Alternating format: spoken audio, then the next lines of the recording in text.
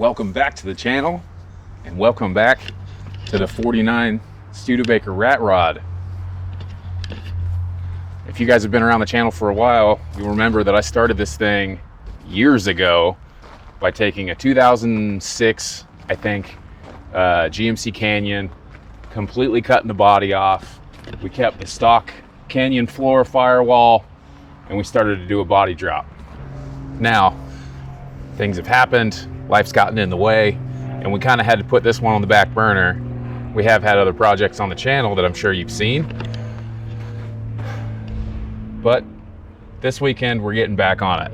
I don't have a whole lot of time. I am back in school. We got about a year left before I'm done with my degree, and hopefully in that amount of time this stuff starts paying the big bucks. No, just kidding, kind of. This thing here is going to be a very long-term project because, just like everything else on the channel, I've never done this before. I've never body dropped anything, I've never four-linked anything, but I know how to weld. I can fabricate stuff ish. Not too good at sheet metal, but we'll burn that bridge after we cross it, or whatever the saying is. This thing here is, we're gonna need to patch in some steel right here, and a little bit there, some up around here, and into the firewall.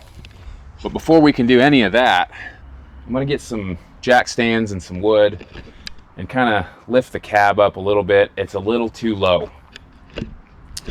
And I know what you're thinking. Too low? Yeah, it's a little bit too low. I want the frame to contact the ground after we drop this and four-link it and everything. So, you know, I don't want to beat up the cab corners and rocker panels any more than they already are. So this is sitting a little bit too low. We're, you know, 2 inches below the frame. So we gotta pick the cab up just a little bit.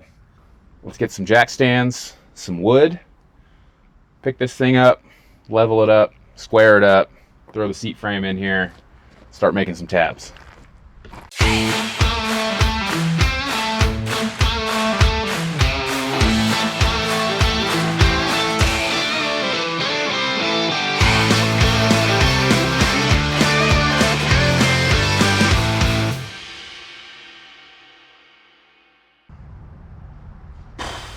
Yep.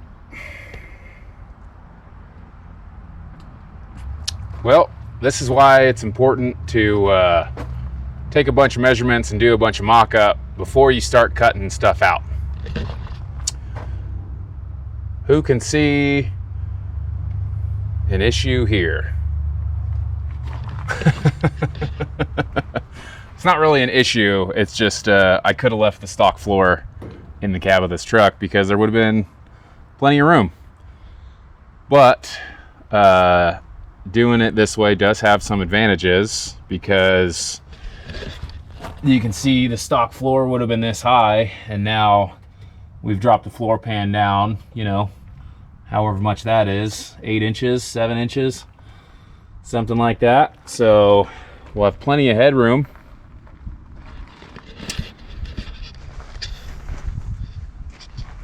But yeah, I guess that's why it's important not to just go to town with the cutoff wheel and cut your floor out, because didn't really need to in this case. I do still have the floor. It's over there up against the fence. I could weld it back in. That would help us with the seat. You know, then I don't have to make any custom tabs or anything. Making tabs isn't hard. And also, having the extra headroom might be nice. But yeah, I'm just gonna keep working on getting the cab level. I got at least the back of the frame level with the jack stand under here. That's looking pretty good across the rear. And the back of the floor is looking level. And the back of the cab is looking good enough. It's kind of hard to tell up here because there's this little fold in the metal and it's not exactly flat right there, but we're looking pretty good. So I'm gonna go ahead and start taking the steering shaft out. I just had this mocked up in with zip ties, and to make it a little easier to move around, you can just throw a pair of vice grips on there and turn the wheels. But we'll get that taken out because I think this little bracket and steering column sandwich that's going on, it's kind of holding us up for leveling the front end. I tried throwing a jack stand under the front corner there, and it's just not happy, not wanting to move. So yeah, let me just cut those zip ties and we'll get that steering shaft out of the way and get the bracket out of the way.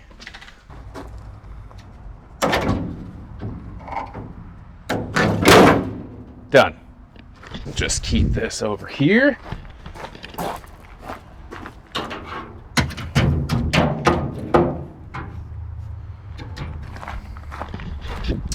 We're probably not going to end up using that. Just because I like the aftermarket steering columns that, you know, they're just clean looking, not all bulky and blocky and whatever else you want to call it, like the stock thing is. Also, I've been looking for a manual transmission. I think this thing would be a lot more fun to drive if it had a manual.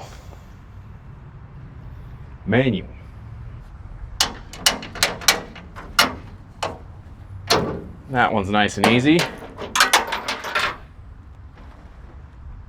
That's gone forever. This one might be cross-threaded. Whoops.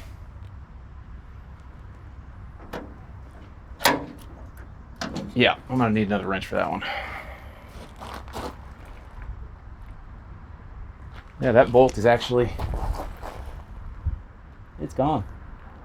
Disappeared. Oh no, here it is. Found it. I'm trying to keep you guys out of the sun as much as possible. It's pretty warm out today. And you guys know how the GoPros can be.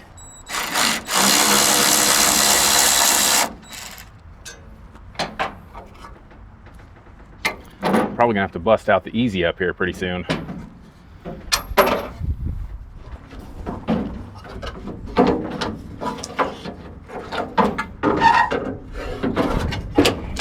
There we go.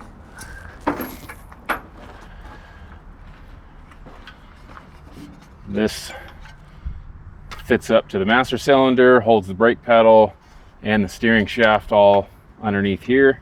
Don't know exactly how much of this stuff we're going to use. Probably most of it, if I had to guess.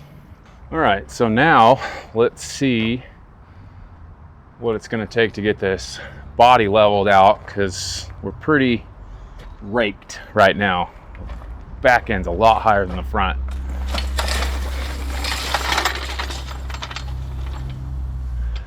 Don't know how I'm going to do this exactly.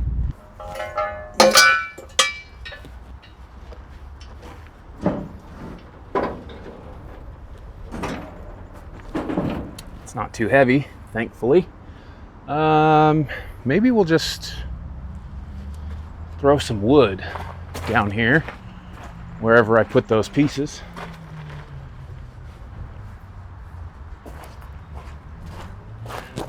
Found them.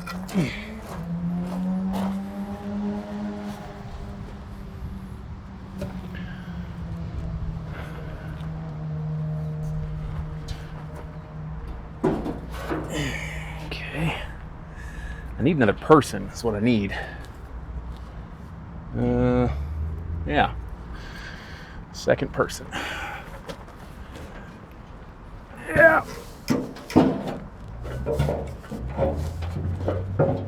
Oh, that's good for the back. Okay, how's that? Not even close. Really? Wow. How's our frame looking? Oh, it's actually raked down pretty good too. So maybe we need to level out the frame and then see where the cab sits. Okay, let's try that.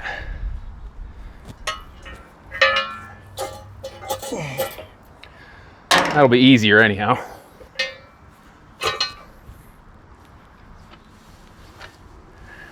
Yeah. I need to go pick up one of those off-road jacks they sell at Harbor Freight.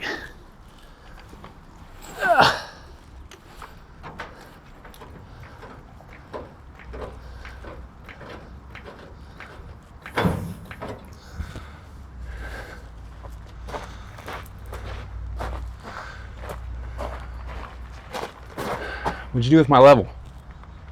Oh. So this bit right here is relatively flat.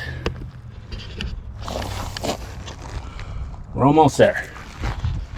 I spent a couple hours getting this thing as level as I possibly can. We've got jack stands under the frame, under the body, and as far as the left to right goes, we're pretty good there. We're a little high on the passenger side.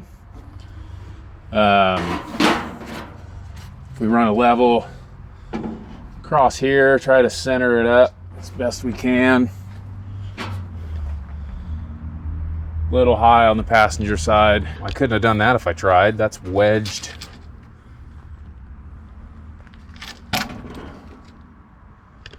Did you just see that? The passenger side just dropped down. I think my level was holding this up. That's ridiculous. No, we're still a little high. All right. Anyways, what I was really going for was the frame. So if we put our level across that cross member, we're right on the money. So we're on the frame rail with nothing underneath. Same thing on that side. And we're right on the money. So our left to right is perfect. Our front to back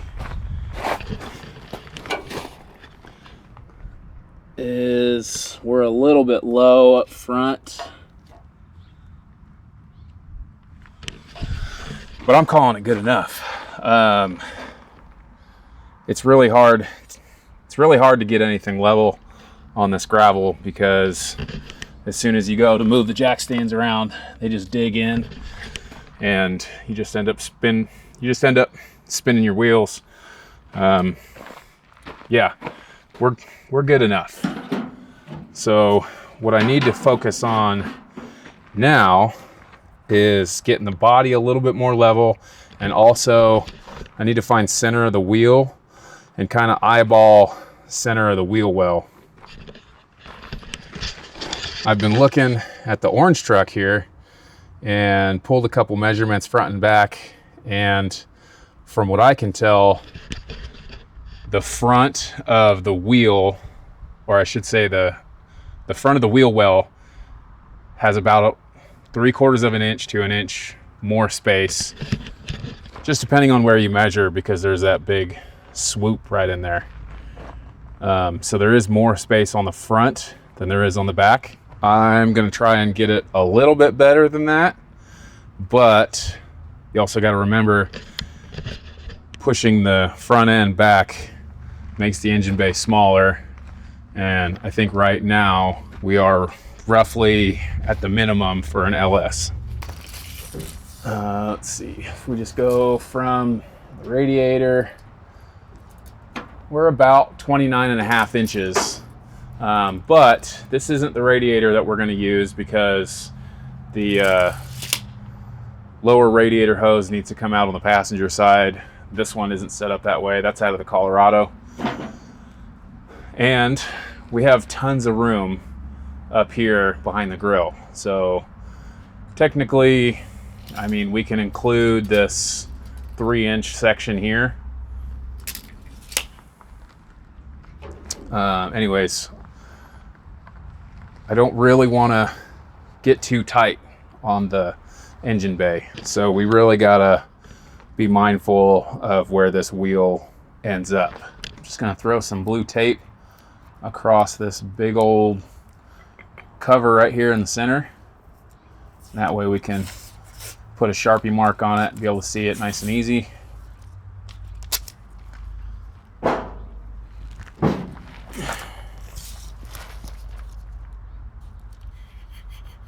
See if this Harbor Freight painter's tape will stick to this rusty hub. So our overall wheel measurement here, going from the outside of the lip to the outside of the lip, we're at 16 3/8. So half of that is 8 3/16 right there. And then we'll do the same up here, 8 3/16. Okay, so the middle of our wheel right there. Now for the center of the wheel opening, we're actually not looking too bad right where it's at. Sometimes it's better to be lucky than good, I guess. It's gonna look off no matter what we do, just because of how far down this comes and how this body line swoops out like that. It's gonna look a little off if you kind of stand there and stare at it for too long. But I think right now we might pull it back just a little bit, just to close that up. And that could stand to be opened up a little bit right there. Let's try it. If we don't like it, we can always move it back.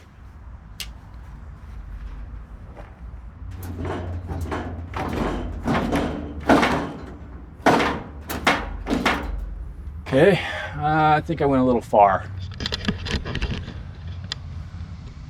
What do you guys think? So I think I'd rather have this backside a little bit closer to the wheel. That's looking like it's too close up here. So we'll slide it forward a little bit. It's kind of hard to see on camera because the truck's in the shade and we're in the sun. But I think that's right where that needs to be. We're just gonna measure from the back of this fender in a straight line to the middle of the wheel, and we're right at 15 inches. So we'll do the same thing over here on the driver's side. Find the middle of the wheel, measure in a straight line to the back of the wheel arch, make sure we're 15 inches. And that will be the beginning of getting the cab squared up on the frame. Okay, 15 7/16 on both sides. Good Lord.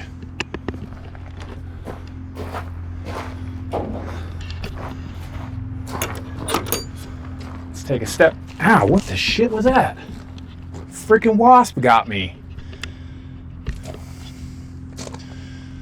Okay, that's how you want to play, huh? I think that's looking pretty good. The shadow up here is kind of throwing it off a little bit, but we're a little bit bigger on the front side than we are on the back. But you can see the wheel all the way up to about here, and same thing on this side. So it's, if you make a level line right across here, that's where you can stop seeing the tread, and that's where you can stop seeing the tread. As far as center of the wheel goes, I mean, I think that looks pretty good for center of the wheel arch. Just, you know, kind of from the corner here to the corner here. I think that looks pretty good. Now, for those of you wondering, Travis, I thought you said you were going to put a seat in this thing before you started welding anything in here. Well, I was going to. That was the original game plan for sure. But the more I started thinking about it, these bolt holes right here are the rear bolt holes for the front seat on the GMC Canyon. GMC Canyon, Chevy Colorado. It's the same truck, right? My neighbor has one of those trucks. He's about as tall as I am. He fits in it just fine. One of my buddies out in California has one of these trucks. He's taller than me. He drives it, fits in it just fine.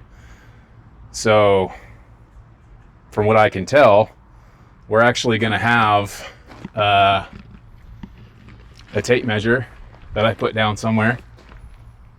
There it is.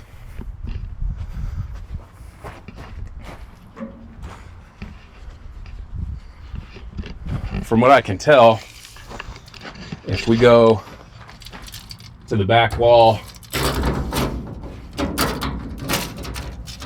down to the center of that hole, I mean, we're looking right at 9.5 inches to the middle of that hole. So that seat's going to have a little bit of room to recline back.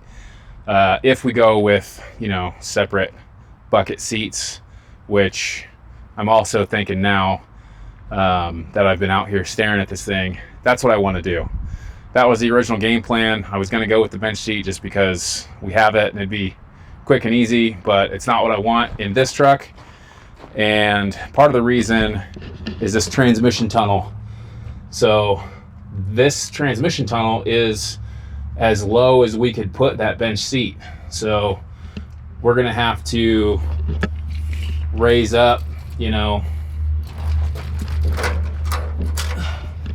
we're going to have to raise up a good 4.5 inches on these back mounts here, just to get the bottom of the seat to sit level across this trans tunnel. So all that work we did to lower the floor, that kind of goes out the window because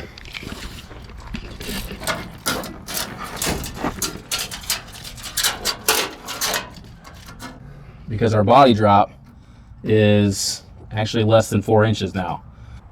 By going back to the original bench seat, we're right back to square one with the stock floor, basically.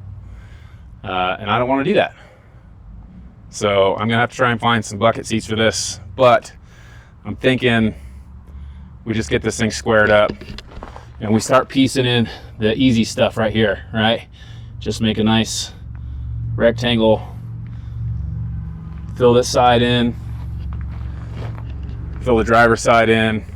This firewall is not just gonna come straight back to here. This section right here is going to get extended out and then it's going to drop down, and all of this underneath the dash will get cut out.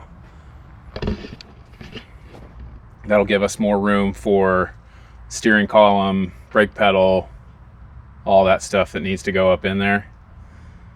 Yeah, I guess we'll just drag the welder out here and start looking at making some filler pieces on these side steps here.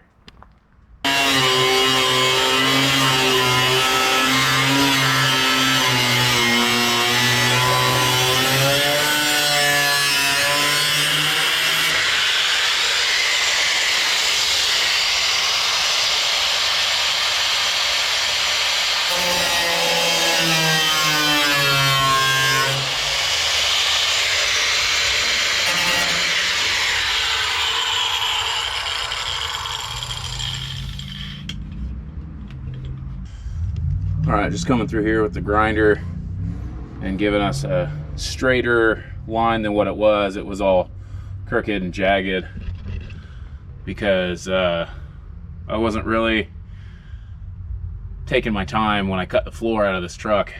You know, you always want to take your time when you're doing metal work, and if you don't, it just ends up costing you in the future, in the long run. So I'm just gonna go ahead and get some poster board, and we'll make a quick template. Probably going to make it a little bit taller than what I need, and then we'll come back on the back side after I get a couple tacks in here and just use the grinder with a cutoff wheel and just follow along the curve of the floor, just because it does have quite a bit of shape to it. Just got to take my time and make a little patch panel to go in here. So I did get this a lot straighter with the cutoff wheel. It's not perfect, so I'm actually going to drop the poster board back behind here a little bit, and then I'll just use the marker to follow the line that we do have here, and then cut it with some scissors. And that way we get a little bit tighter fit up. You don't really want to have a huge gap when you're welding sheet metal. It's not perfect. Probably cut it a little bit big and then try to dial it in with the flap wheel. I did start making a template yesterday for the cowl piece.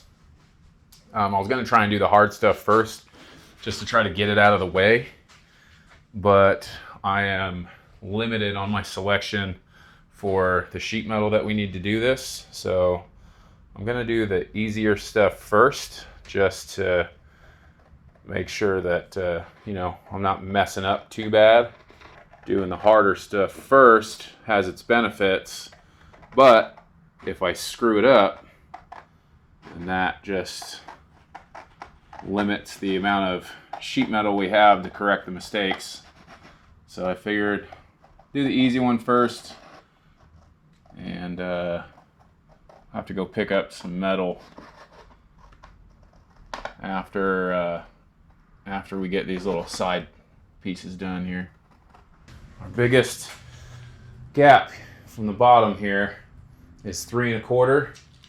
So I'm gonna go to 3 3/8 just to give us a little bit of room for error.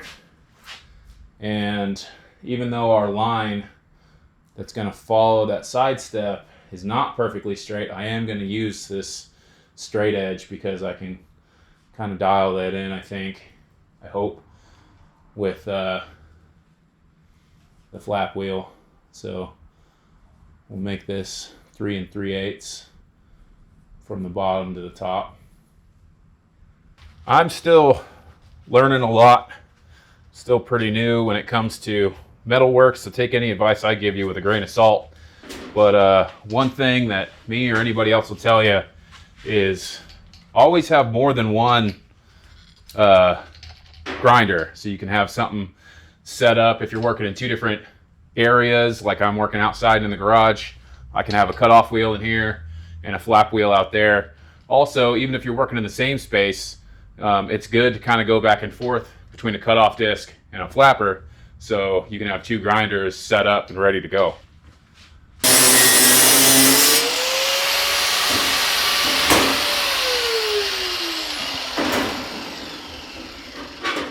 Sorry for the weird camera angles, but I'm trying to keep the camera in the shade, so give us the best shot at, you know, not overheating.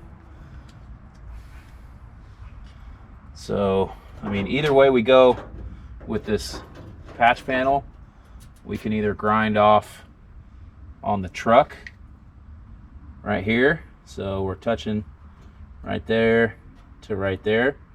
So if we grind that edge down a little bit, that'll get us fitting pretty straight. And we're just gonna take it a little bit at a time here. This probably isn't the best method at doing this because these flap wheels can kind of get away from you and you can dig out a pretty big gouge in the steel. So don't want to go too crazy. You want to be real light with it.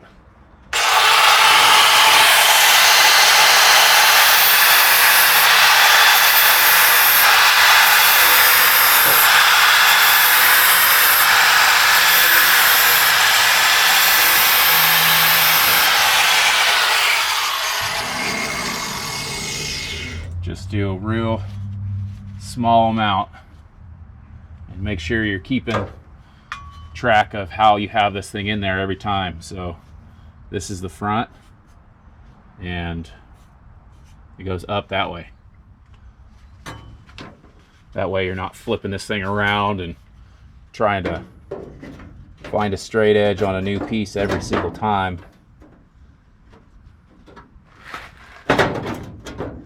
So if I'm just gonna butt weld this in here. We've got a pretty big gap up to here. So looks like now we're touching right here to here. So I'll just go through and grind that side down a little bit now. Just a little bit at a time. Take your time, go nice and slow. I'm just putting a straight line across there, so that way when I grind it down, I just grind away that Sharpie mark. That way you're only taking off like a 1/16 to an 1/8 at a time.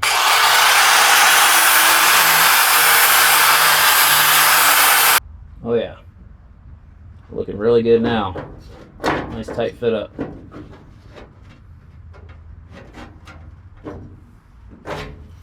I'm just gonna grab some magnets to help hold this in place so I can get a couple tack welds on it.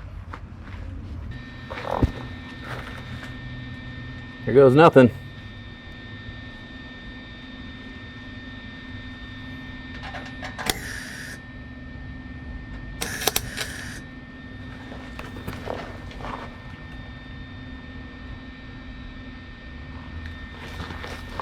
There goes nothing again.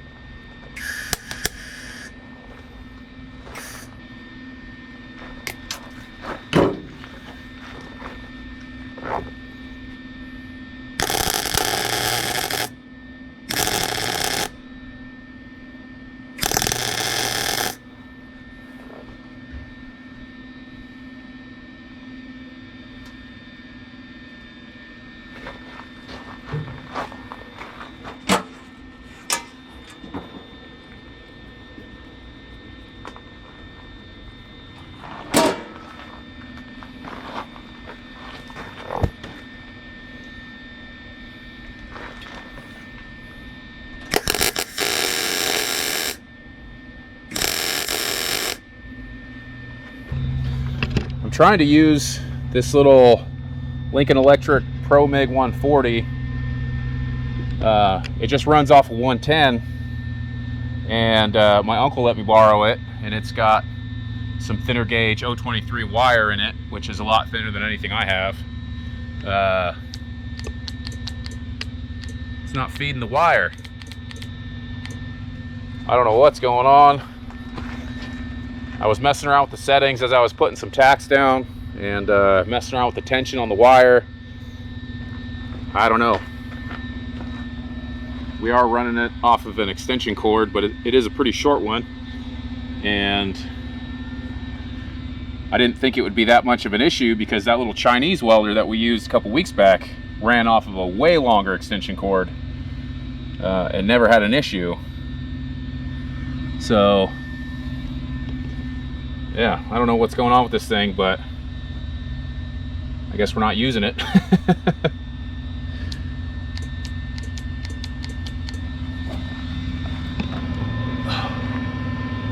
Sometimes you'll get like a bird's nest in here where the feed rollers are feeding in and it jams up in the liner, and it'll keep feeding it in, but it'll come out on the inside of the welder and just rat's nest up in here.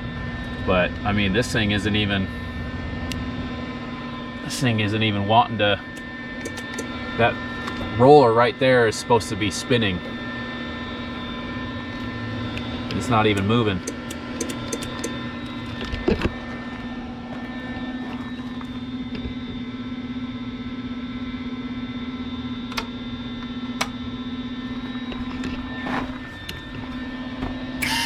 Oh, there we go. The settings on this welder, it's not like infinitely adjustable on your amperage setting. It just clicks in between So I think right about there is where I need to be.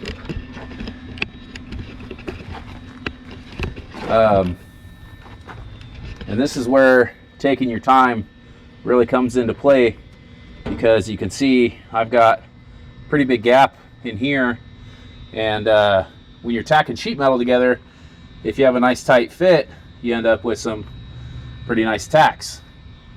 If you have a big old gap like right here, you end up just blowing through, because that wire just goes through and follows basically the path of least resistance. So if you've got, you know, really old kind of thin metal, it's going to follow that. The current's going to follow that and just blow a big hole in it, like we had right here. So another area where I kind of messed up was on the floor right here. We're touching our patch panel.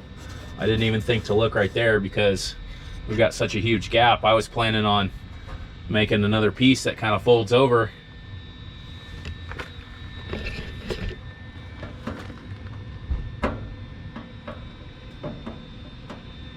Also, I didn't quite get it to the top of that, even though I added an extra 1/8 of an inch.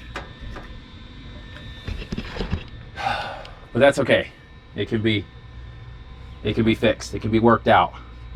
But like, you know, right here, we got a nice little groove to fill in right here. So I'll probably throw a couple of tacks right in here.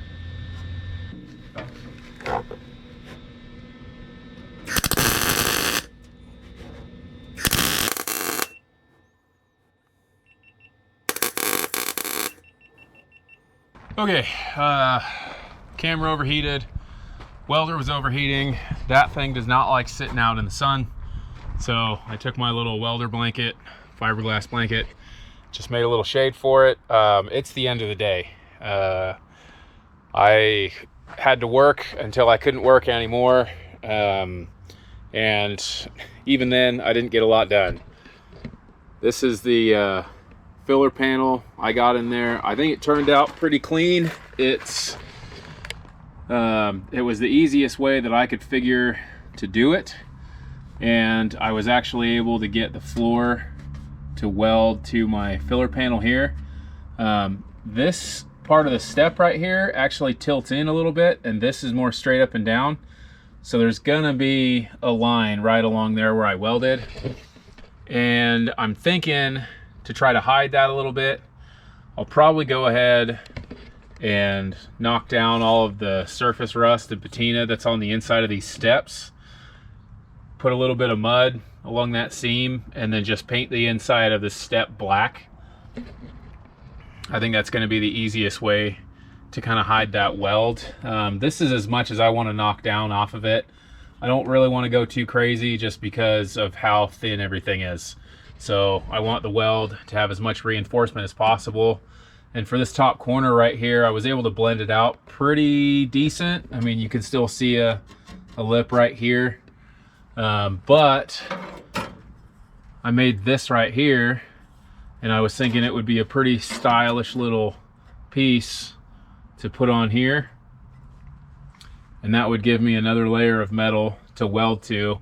We know this is solid. We know this is solid. So that should weld in really nice. I'll be able to blend that out. And then it would be really cool to have some holes in here and fill it up with weld, you know, a big old spot weld, and kind of like fill it all the way up and smooth it out so it looks like a rivet. I started making this thing, and I started out with a 7/8 hole saw, and the more I went, the more I realized that it was too big. So I tried a 3/8 drill bit, 1/2 inch drill bit, and a 5/8 hole saw. This is just the pilot bit from the hole saw. And I think pretty much all these are too big except for the 3/8 drill bit or 1/2 inch drill bit.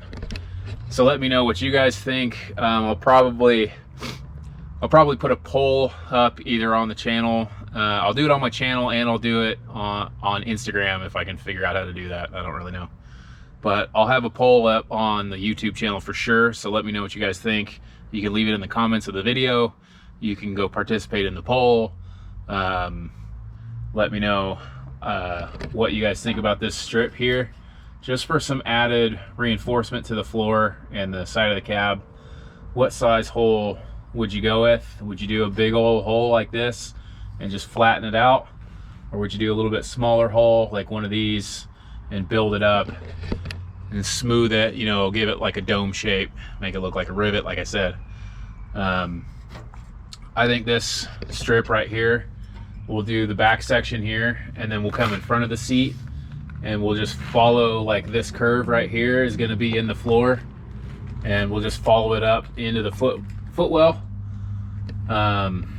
Yeah, anytime you run into seam sealer, it blows your weld out, and then you got to grind it all out and carve it all out, and then you're left with a big old hole to try and fill up.